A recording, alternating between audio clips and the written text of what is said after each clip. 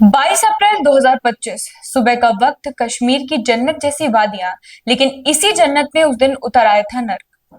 पहलगाम की बैसरन घाटी में जब टूरिस्ट घुड़सवारी कर रहे थे, तभी वहां आतंक का साया मंडराया। आतंकियों ने हमला किया, निहत्थे पर्यटकों को निशाना बनाया गया। लेकिन इसी खूनी मंजर के बीच दो नाम उभरे, सैयद अली हुसैन शाह और नजाकत अली, जिन्होंने अपने साहस से बता दिया कि बहादुरी सिर्फ वर्दी में नहीं होती, आम इंसान भी हीरो बन सकता है। सैयद आदिल कोई सैनिक नहीं थे, न ही कोई बड़े ओहदे वाले अफसर। वो एक आम मेहनत कश इंसान थे, जो अपने घोड़े पर टूरिस्ट को बैठाकर उन्हें पहलगाम की सैर कराते थे। यही था उनका रोजगार। लेकिन उस दिन जब आतंकियों ने टूरिस्ट पर गोलियां बरसाना शुरू किया, तो उनके भीतर का इंसान जाग गया। चश्मदीदों के मुताबिक आदिल सबसे पहले उन आतंकियों के पास गए। उन्होंने कहा, ये हमारे मेहमान हैं, इन्हें मत मारो। पर जब कोई असर नहीं हुआ, तो उन्होंने एक आतंकी की राइफल छीनने की कोशिश की। एक आम इंसान का यह कदम ही काफी था आतंकियों को बौखलाने के लिए। नतीजा, उसी बंदूक से आदिल को गोली मार दी गई।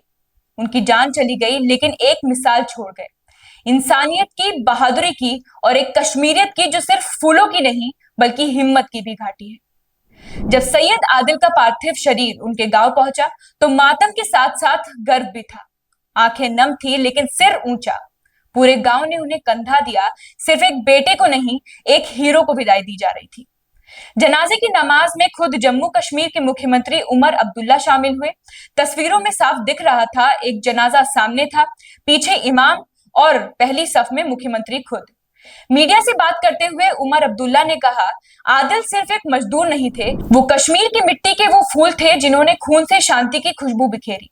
सरकार उनके परिवार को कभी अकेला नहीं छोड़ेगी। यहाँ हमारा एक गरीब नौजवान मजदूरी करके रोजी रोटी कमाने वाला आदिल घर से निकला था मेहनत की कमाई करने के लिए। बदकिस्मती से आज उनका कफन जो है उनके घर लौटा दिया गया। लेकिन सुनने में आया है कि इनकी मौत ऐसे नहीं हुई, ये बहादुरी का सबूत दिखा रहे थे। वहां लोकल सुनने में आया है कि ये एक शख्स थे जिन्होंने हमले को रोकने की कोशिश की और जिन्होंने शायद बंदूक छीनने की भी कोशिश की, और तभी जाके इनको निशाना बनाया गया। अब जैसे इनके घर वालों ने अभी जनाजे से पहले बात की, इस खानदान का हमें ख्याल रखना होगा, इनकी मदद करनी होगी। और मैं यहाँ इन सबको यकीन दिलाने आया हूँ कि इस मौके पर हुकूमत इनके साथ खड़ी है। सैयद आदिल के पिता सैयद हैदर शाह जब बोलते हैं तो उनका गला भर आता है। सुबह 8 बजे निकला था, हमेशा की तरह। बस फर्क इतना था कि वो इस बार घर वापस नहीं लौटा। उनके घर में 3 बहनें हैं, एक बूढ़ी माँ और 2 छोटे भाई।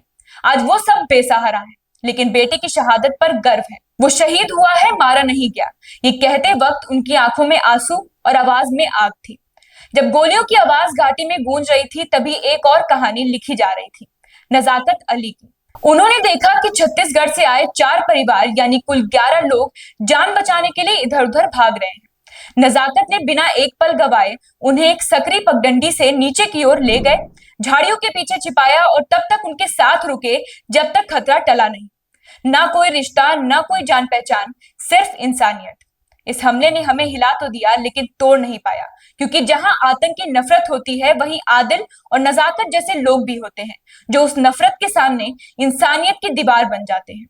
आदिल की शहादत और नजाकत की हिम्मत ने एक बात फिर साबित कर दी है, भारत में बहादुरी मरती नहीं, बस रूप बदलती है। और जब तक ऐसे लोग हमारे बीच हैं, तब तक हम हार नहीं सकते। अगर आप सैयद अली हुसैन शाह और नजाकत अली की इस बहादुरी से प्रेरित हैं, तो इस वीडियो को आगे तक शेयर कीजिए, ताकि नफरत से भरे इस दौर में बहादुरी और इंसानियत की कहानियां ज्यादा लोगों तक पहुंच सके।